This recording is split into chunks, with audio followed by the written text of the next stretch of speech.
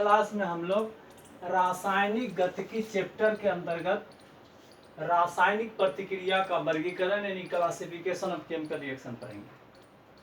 तो प्रतिक्रिया की दर के आधार पर प्रतिक्रिया तीन प्रकार का होता है।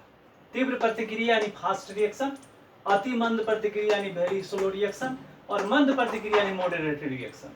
सर्वप्रथम हम लोग अध्ययन करेंगे तीव्र प्रतिक्रिया। तो उस प्रतिक्रिया को जो तत्क्षण संपन्न हो जाती है उसे तीव्र प्रतिक्रिया कहते हैं। तत्क्षण संपन्न होने का मतलब है कि तुरंत संपन्न हो जाता है, मिलाया और संपन्न हो जाता है। तो ऐसे प्रतिक्रिया का दर निर्धारित करना संभव नहीं है। क्यों? क्योंकि कितने समय में कितना परिवर्तन हुआ ये हमको पता नहीं चलता है। इसलिए इकाई समय में कितना परिवर्तन हुआ हम कैसे पता कर सकते हैं।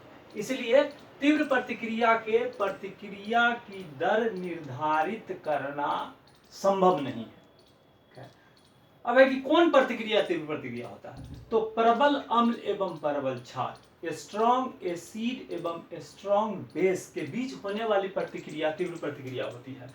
जैसे NaOH की प्रतिक्रिया HCl से कराते हैं तो NaCl बनता है और H2O बनता है। ये स्ट्रॉन्ग बेस है, ये स्ट्रॉन्ग एसिड है। तो यह जो प्रतिक्रिया है तीव्र प्रतिक्रिया है।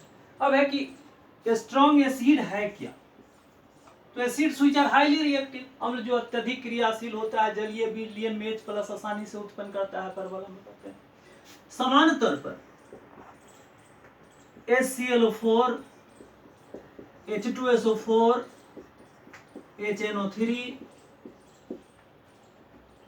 HCl, HBr, HR को प्रबल अम्ल मानते हैं। उसी तरह से calcium hydroxide, magnesium hydroxide, caesium hydroxide, rubidium hydroxide, potassium hydroxide, sodium hydroxide को स्ट्रॉन्ग बेस मानते हैं। तो इस सब के बीच होने वाली प्रतिक्रिया क्या होगा? तो तीव्र प्रतिक्रिया होगा। उसी तरह से जितना भी आयनिक प्रतिक्रियाएं होती है वो क्या होता है? तो तीव्र प्रतिक्रिया होता है। जैसे NaCl की प्रतिक्रिया AgNO3 से कराते हैं। AgCl बनता है प्लस NaNO3 बनता है। यह एक आयनिक प्रतिक्रिया है। यह क्या होगा? तीव्र प्रतिक्रिया होगा। क्योंकि NaCl का मतलब Na+Cl-, AgNO3 का मतलब है Ag+NO3-, AgCl का मतलब Ag+Cl- है, NaNO3 का मतलब Na+NO3- है। यानी यह एक तीव्र प्रतिक्रिया है।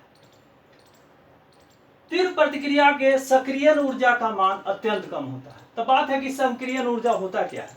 तो टक्कर सिद्धांत के अनुसार प्रतिकारक अणु एक दूसरे से टकराता है जिससे वह प्रतिफल में बदलता है। तो पहली बात यह कि जितना भी प्रतिकारक अणु होता है एक दूसरे से टकराता नहीं है। दूसरी बात यह कि जितना भी टकराने वाला प्रतिकारक अणु होता है प्रतिफल में नहीं बदलता है। तो पहला कि वह प्रतिकारक अणु का वह न्यूनतम ऊर्जा जो टकराने के लिए आवश्यक होता है उसे सक्रिय ऊर्जा यानी एक्टिवेशन एनर्जी कहते हैं, जिसको E से प्रदर्शित किया जाता है। उसके बाद प्रतिकारक अणु का वह न्यूनतम ऊर्जा जो प्रभावी टक्कर उत्पन्न करता है, प्रभावी टक्कर उत्पन्न करने का मतलब जो प्रतिफल में बदलता है उसे देहली ऊर्जा यानी थ्रेशोल्ड एनर्जी बोलते हैं। तो तीव्र प्रतिक्रिया के सक्रियण ऊर्जा का मान कम होता है जिसके कारण टक्करों की संख्या अधिक होता है। टक्कर की संख्या अधिक होने का मतलब प्रभावित टक्करों की संख्या अधिक होता है जिससे प्रतिफल अधिक बनता है।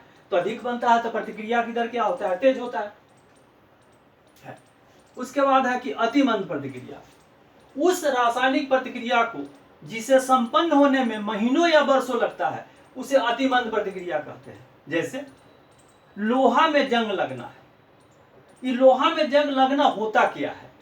तो जब लोहा नमी की उपस्थिति में ऑक्सीजन से प्रतिक्रिया करता है तो हाइड्रेटेड फेरिक ऑक्साइड का निर्माण करता है जिसे लोहा में जंग लगना कहते हैं। तो ऐसा नहीं है कि लोहा खरीद के लाते हैं उसमें जंग लग जाता है, वो महीनों लगता है जंग लगने में।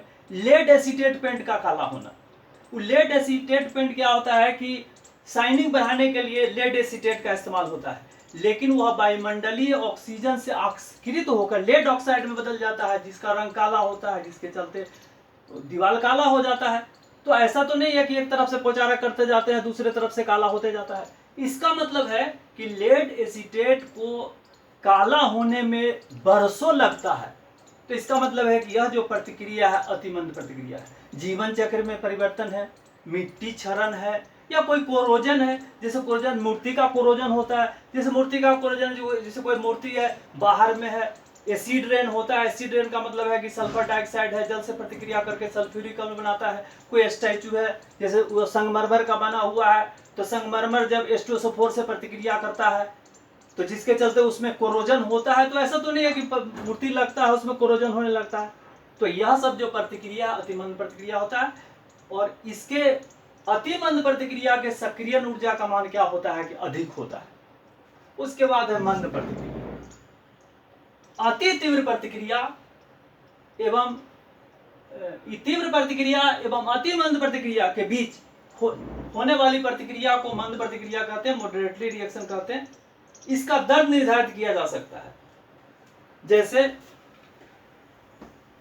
इथाइल एसीटेट का जलांशन,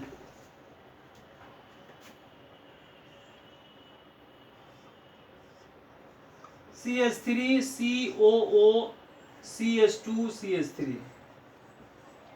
इसका यदि जलांशन करते हैं तो बनता है एसिटिक एसिड बनता है और इथाइल अल्कोहल बनता है। यह क्या है, तो मंद प्रतिक्रिया है। इसके प्रतिक्रिया के दर निर्धारित किया जा सकता है। फिर है कि हाइड्रोजन पेरोक्साइड कमरे के तापक्रम एवं ताप पर जल एवं ऑक्सीजन में अपघटित हो जाता है। यह एक मंद प्रतिक्रिया है। इसके भी प्रतिक्रिया की दर को निर्धारित किया जा सकता है। तो इस तरह से प्रतिक्रिया की दर को पहचाना जा सकता है कि कौन सा प्रतिक्रिया तीव्र प्रतिक्रिया होगा, कौन सा प्रतिक्रिया अतिमंद प्रतिक्रिया होगा, या कौन सा प्रतिक्रिया मंद प्रतिक्रिया होगा। अगर हमारी पढ़ाई पसंद आती है तो लाइक करें, दोस्तों में शेयर करें, सब्सक्राइब करें चैनल को, ताकि अगला कोई वीडियो तैयार करें तो आपको इसकी नोटिफिकेशन मिल सके।